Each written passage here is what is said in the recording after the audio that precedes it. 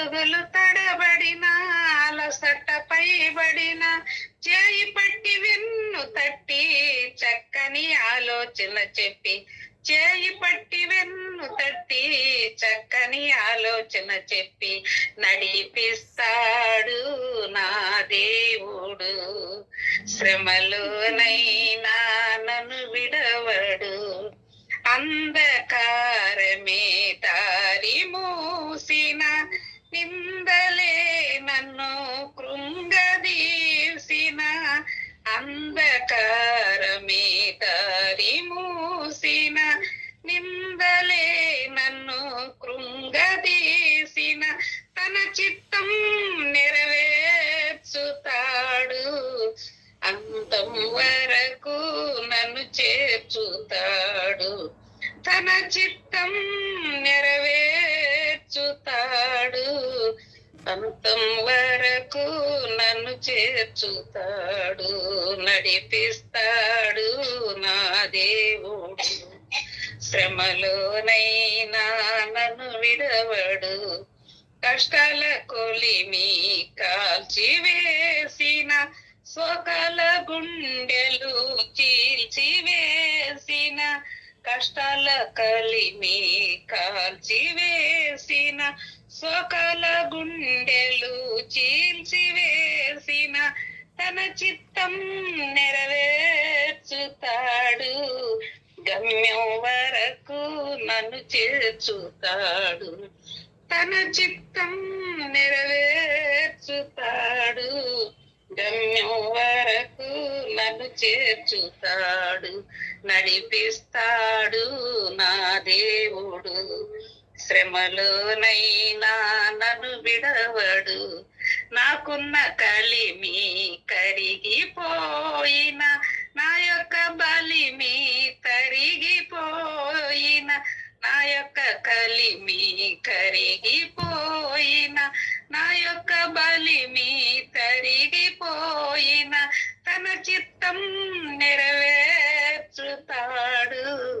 గమ్యం వరకు నన్ను చేర్చుతాడు. తన చిత్తం నెరవేర్చుతాడు. గమ్యం వరకు నన్ను చేర్చుతాడు. నడిపిస్తాడు నా దేవుడు. శ్రమలోనైనా నన్ను విడవడు. హల్లెలూయా. హల్లెలూయా. దేవునికి మహిమ కలుగును గాక. ఆమేన్. హల్లెలూయా. మనం ప్రార్థనతో ఆరంభించుకుందామండి. తర్వాత స్తుతులు చెల్లించుకుందాము. మహోన్నతుడా, మహాకృప కనికరం కలిగిన దేవా, సర్వోన్నతుడా, సర్వశక్తిమంతుడవయ్యా, జీవాధిపతి నా తండ్రి, ఇదిగోనైనా మా అందరికి కూడా ఈ సమయంలో నా తండ్రి మీ సన్నిధిలో కూర్చొని మిమ్మల్ని ధ్యానించుకుని భాగ్యం ఇచ్చినందుకు వందనాలు, స్తుతులు, స్తోత్రములు, కృతజ్ఞతాస్తుతులు చెల్లిస్తున్నామయ్యా.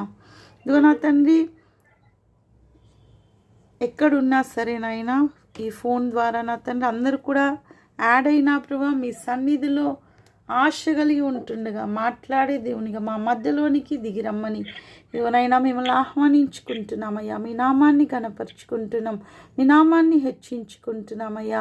సమస్తాన్ని మీకు మహిమకరముగా మార్చుకొనమని కూడి ఉన్న ప్రతి బిడ్డను బట్టి మీకు వందనాలు, స్తుతులు, స్తోత్రం చెల్లిస్తూ వారి యొక్క కుటుంబాల్లో మీ సన్నిధి దయచేయమని, వారి ప్రతి అవసరత మీరు తీర్చినైనా ఇప్పటి వరకు కూడా మీరు ఎంతో గొప్పగా నడిపించినందుకు కూడా స్తోత్రం చెల్లిస్తూ ఇదిగోనైనా ఈ సమయం మీరు మాతో మాట్లాడే దేవునిగా దిగిరమ్మని, మాతో నా తండ్రి ఇదిగోనైనా మీ యొక్క విలువైనటువంటి ఆ యొక్క మాటలు మేమునైనా మా హృదయాల్లో మా హృదయ పలకల మీద రాసుకొని వాటి ప్రకారం నడుచుకునేటువంటి మంచి మనస్సు కలిగిన వారిగా ఈ సమయంలో ఆశ కలిగినైనా మేము ఎదురు చూచుటకు సహాయం దయచేయండి.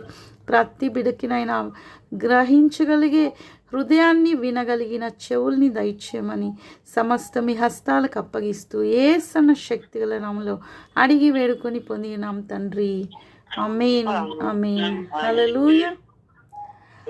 స్తుతులు చెప్పుకుందామండి. ఎవరైనా ఒకరు స్తుతులు చెప్తూ ఉంటుండగా మిగిలిన అందరం కూడా మనము స్తుతి చెల్లిద్దామండి.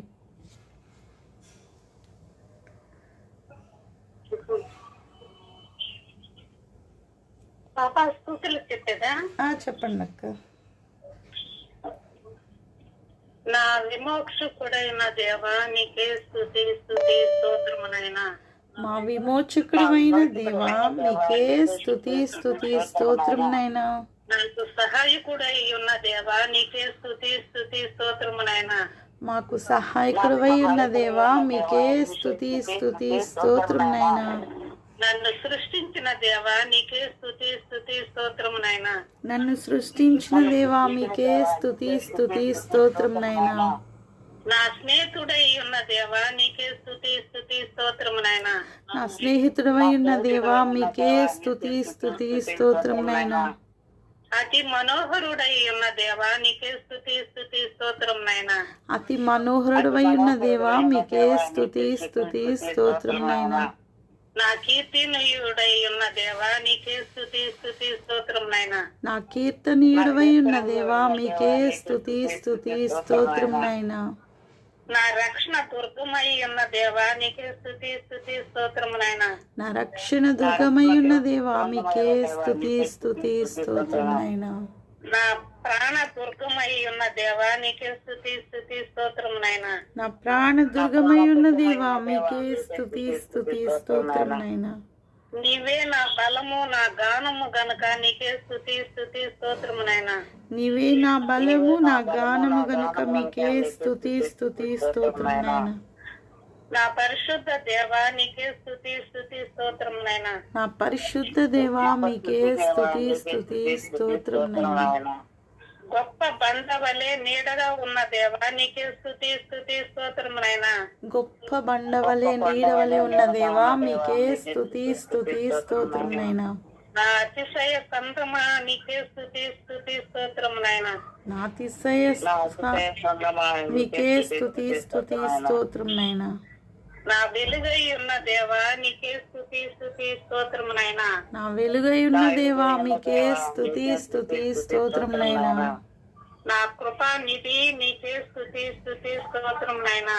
నా కృపానిధి అయిన దేవా మీకే స్తుతి స్తుతి స్తోత్రమునైనా. ఇది ఘనమైన నామాన్ని బట్టి దేవుడికి మహిమ ఘనత ప్రభావం చెల్లిస్తూ యుగములు ఆయనకు మాత్రమే చెల్లును గాక. ఆమేన్ ఆమేన్ హల్లెలూయా. ఆమేన్ హల్లెలూయా హల్లెలూయా. ఇట్టి గొప్ప నామాలు మనకు దయచేసి ఆయన నామాన్ని గణపరుచుకునే సమయం ఇచ్చిన దేవునికి వందనాలు చెల్లిస్తూ స్తుతులు చెప్పడానికి మనందరికీ సహాయపడిన అక్కకు కూడా వందనాలు చెల్లిస్తూ సమస్త మహిమ ఘనత ప్రభావము దేవునికి ఆరోపించుకుంటూ ఈ సమయంలో మనమందరం కూడా కొద్ది నిమిషాలు దేవుని వాక్యము ధ్యానించుకుందామండి.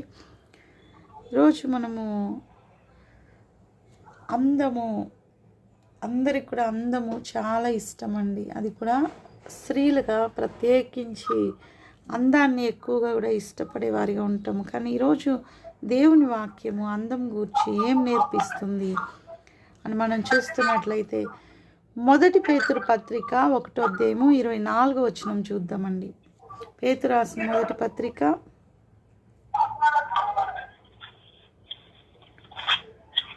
1వ అధ్యాయము 24వ వచనము. సర్వశరీరులు గడ్డిని పోలిన వారు, వారి అందమంతయు గడ్డి పువ్వు వల్లే ఉన్నది. గడ్డి ఎండును దాని పువ్వును రాలును, అయితే ప్రభు వాక్యము ఎల్లప్పుడూ నిలుచును. ఆమేన్ వార్త ఈ వాక్యమే. హల్లెలూయా ఆమేన్ హల్లెలూయా. సర్వ శరీరులు కూడా గడ్డిని పోలి ఉన్నారు. మనమందరము మన శరీరము గడ్డిని పోలి ఉంది.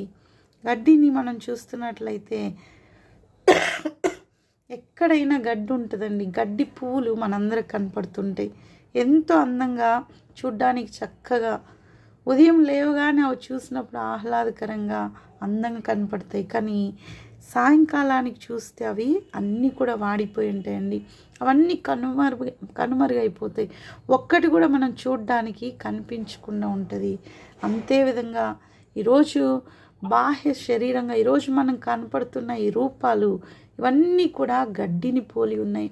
ఈరోజు మనం అందం కనపడవచ్చు, కానీ ఆ అందము రేపు ఎండిపోయే అందము. కానీ నిజమైన అందం అనేది ఉంది. అది ఎలా అంటే అందంగా ఉండవద్దా? దేవుడు అందం అంటే ఇష్టపడట్లేదా అంటే కాదండి. మన దేవుడు 10,000లో అతి సుందరుడు, అతి శ్రేష్ఠుడు. ఆయన ఎంతో అందం కలిగిన దేవుడు. అందం అంటే ఆయనదే, ఆయన ప్రతిరూపమే అందానికి నిదర్శనము.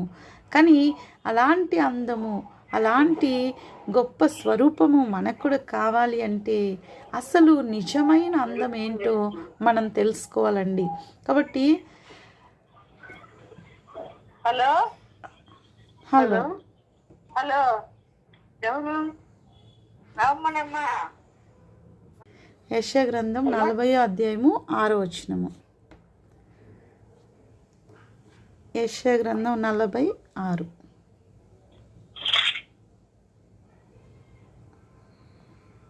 ఆలకించుడి, ప్రకటించమని ఒకడు ఆజ్ఞ ఇస్తున్నాడు. నేనేమి ప్రకటించను? మరి ఒకడు అడుగుతున్నాడు. సర్వశరీరులు గడ్డి అయి ఉన్నారు, వారి అందమంతయు అడవి పువ్వు వలె ఉన్నది. ఆమేన్, హల్లెలూయా. మనం ఇక్కడ చూస్తున్నట్లయితే ఏమి ప్రకటించాలి అంటే సర్వ శరీరులు గడ్డి అయి ఉన్నారు, వారందమంతా కూడా అడవి పువ్వు వలె ఉంది. మనం గడ్డి వలె, మన అందము అడవి పువ్వు వలె ఉంది అంటున్నారండి ఇక్కడ. అంటే మనం గడ్డి వలె పచ్చగా ఉన్నా సరే మన అందం మాత్రము వాడిపోయేది. ఒక గడ్డి పువ్వు వాడిపోయినట్టు మనం కూడా వాడిపోయే వాళ్ళమే.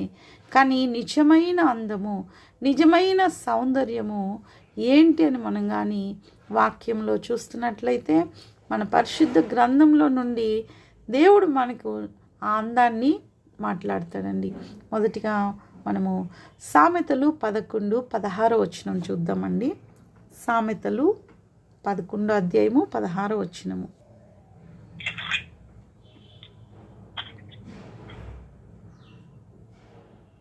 నెనరు గల స్త్రీ ఘనతనందును బలిష్ఠులు ఐశ్వర్యము చేపట్టుదురు.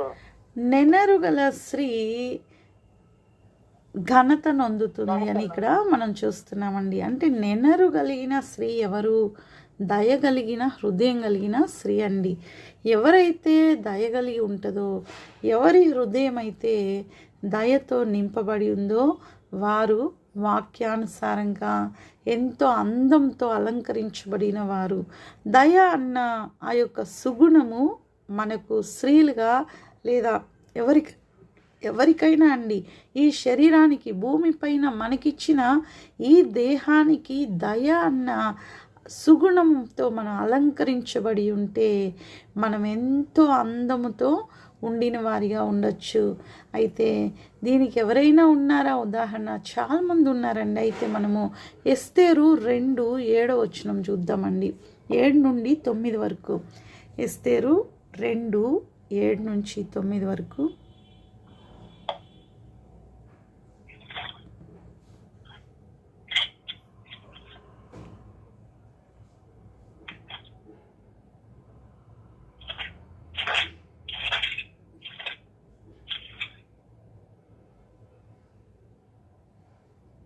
ఎస్తేరు 2వ అధ్యాయము 7వ వచనం నుండి 9 వరకు అండి.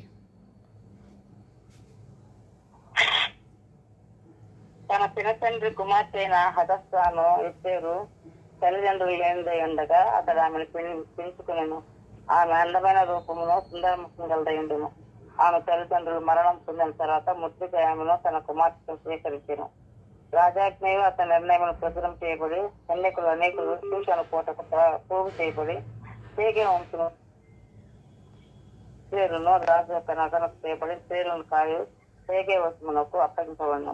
అతనది అతని దృష్టి చూపించు కనుక ఆమె అతను అనాథై పొందను. కాబట్టి ఆమె పరిమళ శైల కొరకైన వస్తువులను ఆమెకు కావలసిన భోజన పదార్థాలను రాజు ఇంట్లో నుండి ఆమెకు ఇవి తగిన 7 ఆరు పిల్లలను అతడు ఆమెకు త్వరగా ఏర్పరిచి ఆమెను పిలికెస్తులను అంతఃపురములో అతి శ్రేష్టమైన స్థలముందుంచెను. ఆమేన్, హల్లెలూయా. ఇక్కడ మనం చూస్తే ఎస్తేరు దయగలిగిన హృదయం కలిగి ఉంది కాబట్టి ఆమె దీనురాలుగా ఉందండి. తన తల్లిదండ్రుల్ని కోల్పోయింది. తన తల్లిదండ్రుల్ని కోల్పోయినా సరే ఆమె ఎంతో దీనత్వంతో ఉంది. తన పినతండ్రి దగ్గర ఉందండి. ఆమె తల్లిదండ్రులు లేకపోయినా సరే ఆమె ఎంతగానో ఇక్కడ దయ పొందుకుంటుంది. రాజు దగ్గరికి వెళ్ళినప్పుడు ఆమె దయ పొందుకుంటుంది. ఎందుకంటే ఎవరైతే దీనత్వం కలిగి ఉంటారో, దయ కలిగిన హృదయం కలిగి ఉంటారో వారు మొదట కలిగి ఉంటారండి. హలో బావా, ఇది రాంగ్ నంబర్ అండి. హలో, రాంగ్ నంబర్ అన్నా.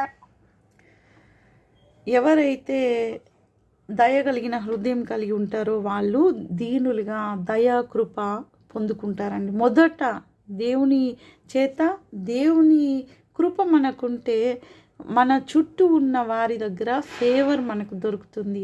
ఎంతోమంది వచ్చారండి, ఎంతోమంది ఘనత పొందిన వాళ్ళు, ఎంతోమంది ఐశ్వర్యవంతులు, అందం కలిగిన వారంతా కూడా అక్కడ రాజకుమారులుగా రాజు పెళ్లి చేసుకోవటానికి ఆడికి వచ్చారు.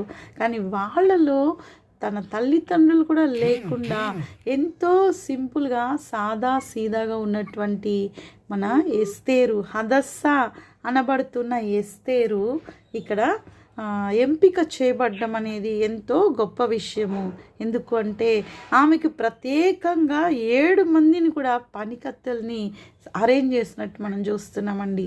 అంటే అక్కడ ఏంటి, తనకెవరూ లేకపోయినా దేవుని కృప ఉంటే ప్రత్యేకమైనటువంటి ఏర్పాట్లు మన కోసం జరుగుతాయి. సామెతలు 31:26 వచనం చూద్దామండి. సామెతలు 31:26.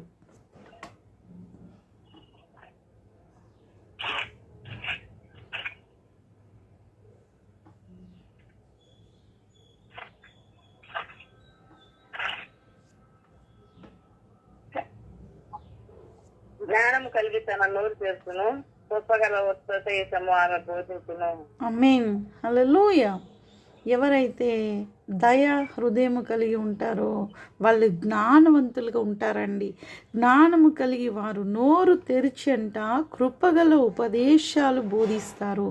ఇలాంటి వారు ఎక్కడున్నా సరే దేవుని బిడ్డలుగా దేవుని కొరకు ఏర్పాటు చేయబడి, ఇదే నిజమైన అందము.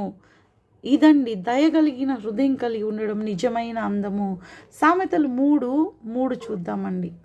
3-4 వచనాలు. సామెతలు 3:3-4 వచనాలు. దయను సత్యమును ఎన్నడను నిన్ను విడిచిపోనీయము, వాటిని కంటపోషణగా ధరించుకున్నాము, నీ హృదయమును పలక మీద వాటిని రాసుకున్నాము. అప్పుడు దేవుని దృష్టిందును మానవ దృష్టిందును నువ్వు దయ నుండి ఇలా మంచివాడు అని అనిపిస్తుండు. ఆమేన్, హల్లెలూయా. ఇప్పుడు వరకు మనం చెప్పుకున్నామండి, అందం అంతా కూడా సర్వ శరీరులు గడ్డిని పోలి ఉన్నారు, కానీ వారి అందం అంతా కూడా గడ్డి పువ్వు వలె ఉంది. గడ్డి పువ్వు ఉదయం చూస్తే బాగుంటుంది, సాయంత్రానికి ఎండిపోతుంది. కానీ మన అందము గడ్డి పువ్వు వలె ఎండిపోయి అందంగా ఉండకూడదండి. ఇది లోకస్తుల అందము. లోకస్తుల అందము గడ్డి పువ్వులే ఎండిపోతుంది. కానీ ఈరోజు ఈ మాటలు వింటున్న మనందరి యొక్క మన కుటుంబాలేమి, మన పిల్లలేమి, మన పిల్లల పిల్లల తరాలేమి దేవుడు చెప్తున్న అందము కలిగిన వారిగా నిత్యము అందము మనలో నింపబడినట్లుగా దేవుడు మనతో మాట్లాడుతున్నారు. మనము సత్యాన్ని దయని కంఠభూషణంగా మనం ధరించుకోవాలి.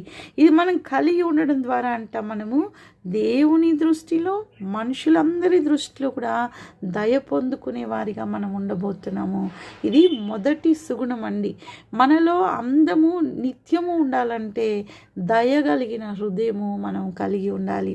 రెండవదిగా మనం చూస్తే వివేకము కలిగినటువంటి హృదయము మనకు ఉండాలండి. అది లేకపోతే మనము ఎంత అందంగా ఉన్నా సరే వ్యర్థము అని చెప్పబడుతుంది. సామెతలు 11:22 వచనం చూద్దామండి. సామెతలు గ్రంథం 11:22 వచనము. వివేకం లేదు స్త్రీ పందెముకున్న బంగారు తమ్మి వంటిది. ఎంత వివేకము ఉన్నా సరే, ఎంత సుందరంగా ఉన్నా, వివేకం ఉండి అందం లేకపోయినా పర్లేదండి. వివేకం లేకుండా ఎంత అందం ఉన్నా సరే పంది ముక్కుకి బంగారు తీగ వేస్తే ఎట్లుంటుందో అట్లా ఉన్నట్టు ఉంటుందంట. అంటే పంది ఎక్కడుంటుందండి? ఎప్పుడు చూసినా అది బురదలో పొల్లాడుతుంటుంది. అది అంటే మనుషులందరూ ఒక శుభ్రమైన చోటులో పందికి తిరగాలని అనిపించదండి. ఎప్పుడు అది మురికి గుంటల్లో, మురికి బురదల్లో అది పొల్లాడుతూ ఉంటుంది. దానికి విలువైన బంగారు తీగ మనం పెట్టినా సరే దాని విలువ దానికి తెలీదు. మళ్ళీ అదే చోటుకి వెళ్తుంది. కానీ అయ్యో నాకు మంచి బంగారు కమ్మె వేశారు కదా, నేనెంతో జాగ్రత్తగా దీన్ని కాపాడుకోవాలని తను ప్రత్యేకమైన పరిశుభ్రమైన స్థలంలోనికి వెళ్ళాలని దానికి తెలీదు. ఎందుకంటే దాని స్వభావమే అది. అలాగే వివేకము లేకుండా ఉన్న సుందర స్త్రీ కూడా పంది ముక్కుకు వేసిన బంగారు కమ్మి వలె ఉంటుంది అని ఇక్కడ రాస్తున్నారండి. అంటే వివేకము లేకపోతే అది దేవుని దృష్టిలో మనము పందిని పోలి ఒక విలువైనది దేవుడు మనకి ఇచ్చినా కూడా దాన్ని ఉపయోగించుకోలేని పంది వంటి మనస్తత్వం మనం కలిగి ఉన్నామని మనం అర్థం చేసుకోవాలి. దానియేలు 2:21 చూద్దామండి. దానియేలు 2:21.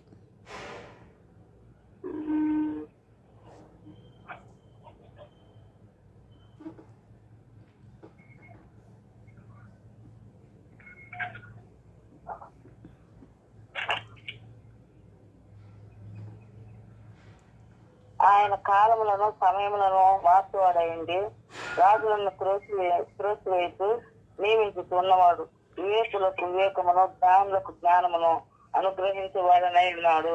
ఆమేన్, హల్లెలూయా. మన దేవుడు వివేకం కావాలంటే వివేకులకే వివేకం ఇవ్వగలిగిన సమర్థుడు. జ్ఞానులు అని పిలువబడుతున్న వారందరికీ కూడా జ్ఞానం ఇవ్వగలిగిన గొప్పవాడండి. ఈరోజు మనకు వివేకం కొదువై ఉన్నదా? మన దేవుని అడుగుదామండి. మన దేవుడు ధారాళంగా దయచేస్తాడు.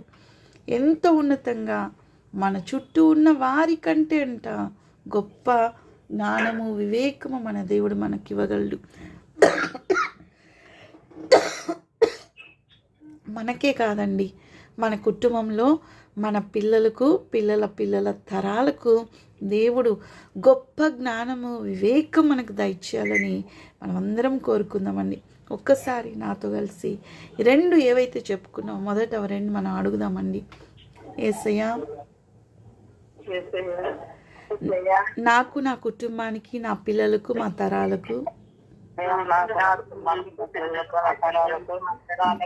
దయగలిగిన హృదయము, జ్ఞాన వివేకములు మాకు దయచేయండి అయ్యా. ఈ లోకంలో ఉన్న అందము కంటే మీరిచ్చే ఈ పరలోకపు అందంతో మేము నింపబడాలి. యేసు నామములో అడిగి పొంది ఉన్నాం తండ్రి, ఆమేన్. ఆమేన్, ఆమేన్, హల్లెలూయా. అవునండి, ఈరోజు మనం వింటున్నటువంటి ఈ అందము మనల్ని శాశ్వత కాలానికి అందంగా, ఇప్పటికి కూడా ఎస్తేరు పేరు ఎందుకు చరిత్రలో మిగిలిపోయిందంటే ఆమె శాశ్వత కాలానికి కావాల్సిన అందాన్ని పొందుకునింది. దేవుని యొద్ద నుండి ఎంతో అణిగి మణిగి ఎంతో తను వివేకము కలిగి నడుచుకునిందండి. తన మొద్దుకై తన పిన్న తండ్రి అయినా సరే ఆయన చెప్పిన మాటకి తన ప్రాణ నష్టం ఉన్న వెళ్ళిందండి. మాటకి విధేయత చూపించింది, ఉపవాసముతో ప్రార్థించింది. తన జనాంగంను కాపాడుకోవటానికి, తన సొంత ప్రయోజనం కోసం కాదండి, అందరి ప్రయోజనం కొరకు తను ఎదురు చూస్తుంది. కాబట్టి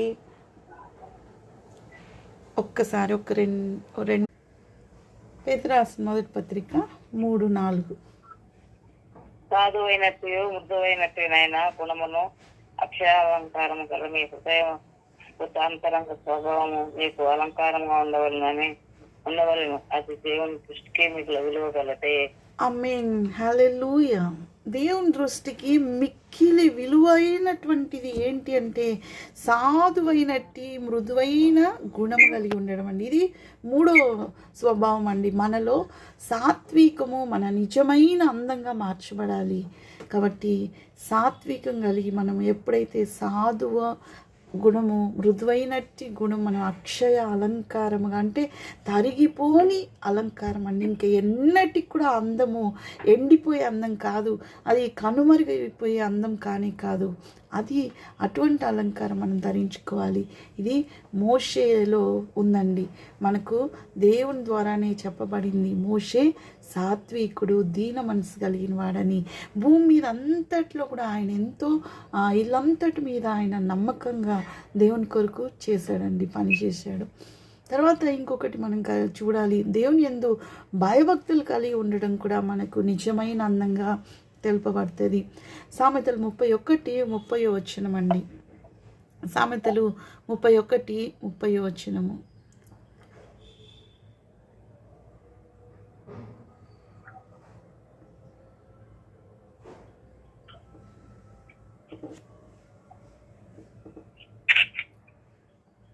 అందము మోసకరము, సౌందర్యము వ్యర్థము, యెహోవా యందు భయభక్తి కలిగిన స్త్రీ కొనియాడబడును. ఆమేన్, హల్లెలూయా. మనకి ఎంత అందం ఉన్నా అప్పటికి ఇప్పుడు మిస్ ఇండియాలు, మిస్ యూనివర్స్లు, ఇలాంటివి ఎన్నో కిరీటాలు వస్తాయండి. కానీ అది ఆ ఒక్క సంవత్సరమే వాళ్ళకి, లేదా ఒక 5 సంవత్సరాలు వాళ్ళ పేరు ఉంటుందేమో. తర్వాత మళ్ళీ వాళ్ళని చూస్తే ఆ ముందున్నట్టు వాళ్ళు ఉండరండి. ఎందుకంటే అందమంతా తరిగిపోయే అందమే.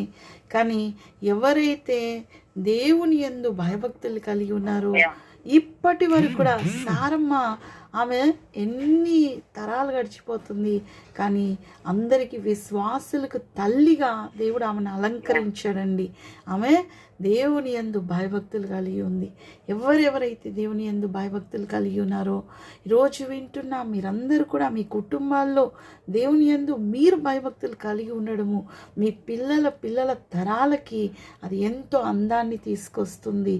మనలో ఉన్న అందాన్ని తరతరాలు దేవుడు వారి నోట్ల నుండి మాట్లాడిస్తారు. దీనివలన ఈరోజు మనం చూపించే దేవుని యందు భయభక్తుల వలన. పరమగీతము 4:7 చూద్దామండి. పరమగీతము 4:7.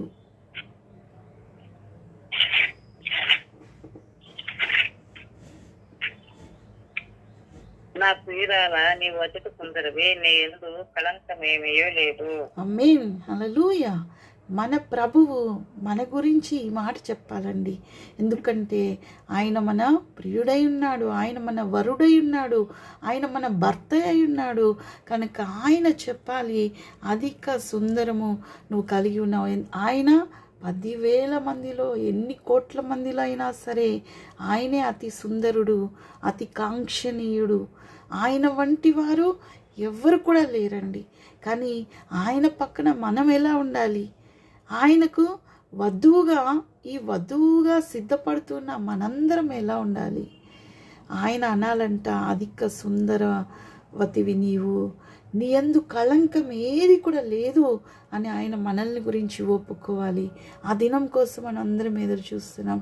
కనుక ఆయన యందు భయభక్తులు కలిగిన వారిగా మనం ఉండాలి. మొదటిదిగా దయగలిగిన హృదయం కలిగి ఉండాలి మనము. రెండవదిగా మనము దేవుని యందు భయభక్తులు కలిగి ఉండాలి. సాత్వికమైన మనస్సు కలిగి ఉండాలి. వివేకం కలిగిన హృదయం కలిగిన వారిగా మనం ఉండాలండి. ఇవన్నీ మనం కలిగి ఉంటున్నప్పుడు దేవుని యందు అందముగా మరి సుందరంగా కనపడబోతున్నాం. మనం ఇంకా అందం ఇచ్చేవి ఇంకేంటి? దానియేలు 1:12 చూస్తే, దానియేలు అక్కడున్న వారందరికంటే ఆయన ఓన్లీ శాకాహారం తీసుకున్నాడండి. ఆయన మిగతా వాళ్ళకి ఇచ్చే మాంసాహారం నాకొద్దు, వారు ఏదంటే అది పెడతారు కనుక మాకు వద్దు, కనుక నాకు ఓన్లీ శాకాహారం పెట్టండి అన్నప్పుడు అందరిలో చూస్తే సౌందర్యము ఎంతో, ఆయన ముఖం అంట సౌందర్యంగా కళకళలాడుతుంది.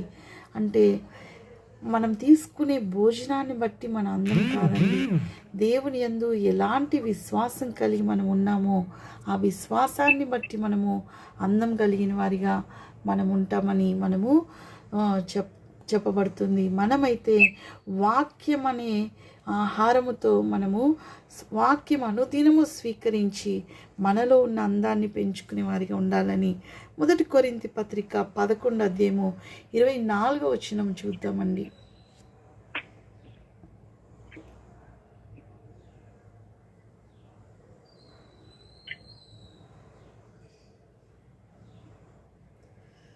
మొదటి కొరింథీ 11:24 చూద్దామండి.